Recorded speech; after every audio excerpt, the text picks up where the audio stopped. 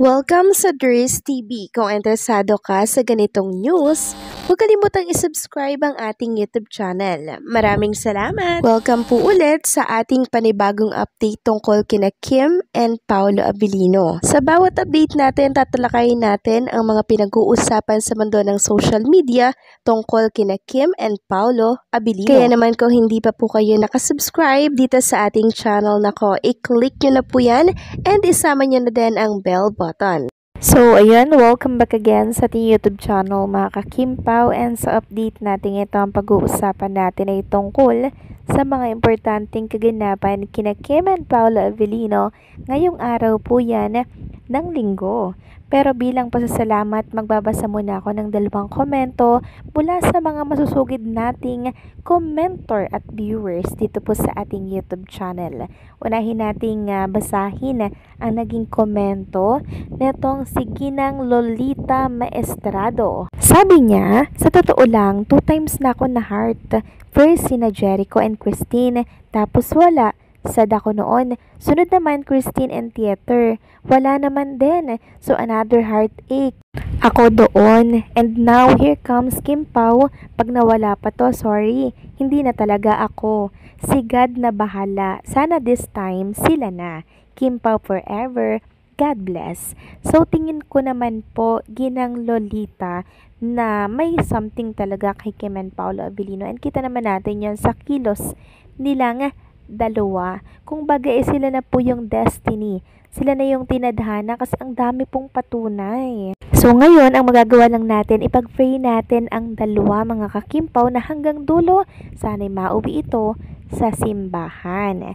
Next comment mula naman ito kay Ginang Editana Donsa. Sabi niya, yes, ang saya natin. Napakaswerte naman ni Pao na may kimi siya na masipag at maganda at talento pa, di madamot, friendly at maunawain. Yes, hindi makasama si Pao ni Kimi sa Maynila kasi madali lang siya.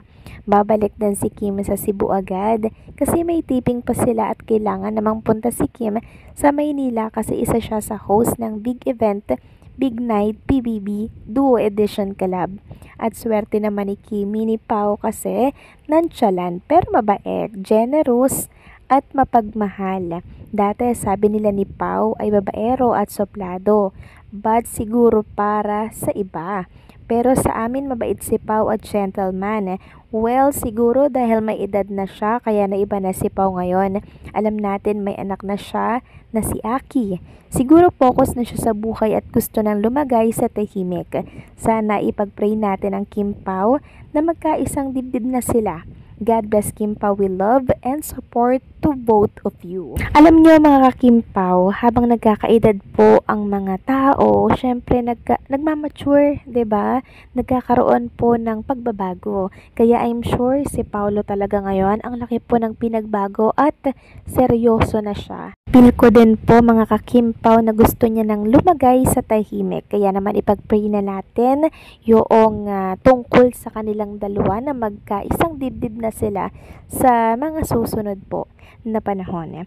Next topic naman, pag-usapan natin mga ka-Kimpaw, itong naging gown ni Chinita Princess para po yan sa hashtag PBB Collab The Big Night.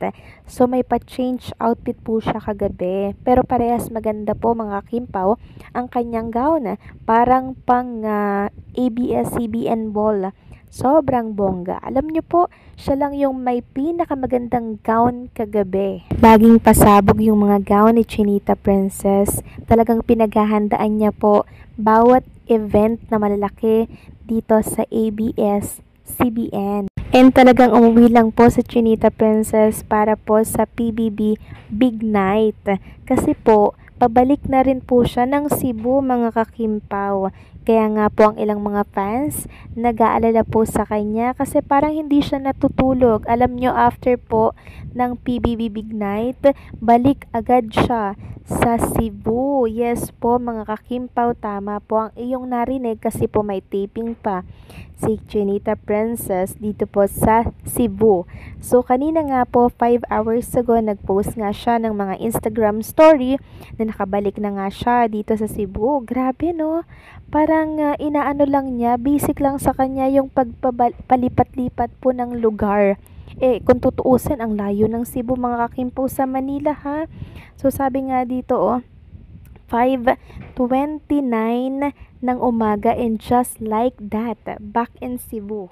Grabe, hindi na siya natulog mga kakimpaw. Nasa Cebu na agad siya ng 4:56 AM. So pagkatapos po ng PBB Big Night kagabi ng hosting niya mga kakimpaw, grabe, nakabook na pala agad siya ng flight niya pa Cebu. 'Di ba? Talagang napaka-importante kasi ng ganap para sa kanya dito po sa PBB kasi syempre galing siya dito. Marunong siyang tumanaw ng utang na loob mga kakimpaw. Kahit siya'y busy, talagang maisisingit niya po yung hosting dito po sa PBB. Grabe no? Nakaka-proud si Chinita Princess. Sobrang sipag niya po mga kakimpaw. Puyat na puyat po siya ngayon and sana po makapagpahinga siya dyan sa Cebu. Merong mga nagsasabi na andun kasi si Paulo, kaya naman agad na bumalik si Chinita Princess. Meron ding nagsasabi na pinabalik daw agad ni Paulo Avellino kasi nga po alam naman natin si Paulo hindi po iyaan na kompleto pag walang Chinita Princess sa kanyang tabi. Kaya naman si Kim agad-agad pong umuwi from Manila to Cebu. Wala na pong tulog-tulog yan mga kakimpaw. Kung matulog man siya siguro 1 or 2 hours. Tapos sa airplane na po siya natulog siguro. Grabe pong pag-aalala po ng mga Kimpaw fans nang makita nga nila itong Instagram story ni Chinita Princess na nasa Cebu na agad siya. Grabe din mga kakimpaw no. Sana matuto si Kim na magpahinga din pag may time kasi pagkabalik niya dyan, for sure, sasabak agad siya sa eksena kasi kahapon si Paulo po ang sumalang sa eksena. Nilaktawan muna nila yung eksena po ni Chinita Princess. Kay Paulo muna sila nag-focus. So today, possible na kay Chinita naman yung focus nila. Si Paulo Avellino muna pahinga habang nagbabantay kay Chinita Princess. Grabe, 'di ba yung dedication nila para sa work na to. Kaya suportahan natin mga kakimpaw ang panibagong series ni Kim and Paulo Avellino na siyang magpapa-in love na naman sa ating lahat. Magbabalik na naman tayo sa panonood sa television. Kaya sabay-sabay natin yang suportahan. And saludo kay Paulo Avellino dahil talaga namang inantay niya si Chinita Princess na makauwi dito sa Cebu. Biruin nyo yon, alas 5 nasa na po siya sa airport ng Cebu. 'Di ba? So kailangan syempre may sumundo kay Chinita Princess. So ingat dyan Kim and Paulo Avellino and saludo kami sa ginagawa ninyo para sa aming mga Kimpaw fans. So paano mga kakimpaw, hanggang dito na lamang po ang update natin. Maraming salamat po sa patuloy na pagsuporta.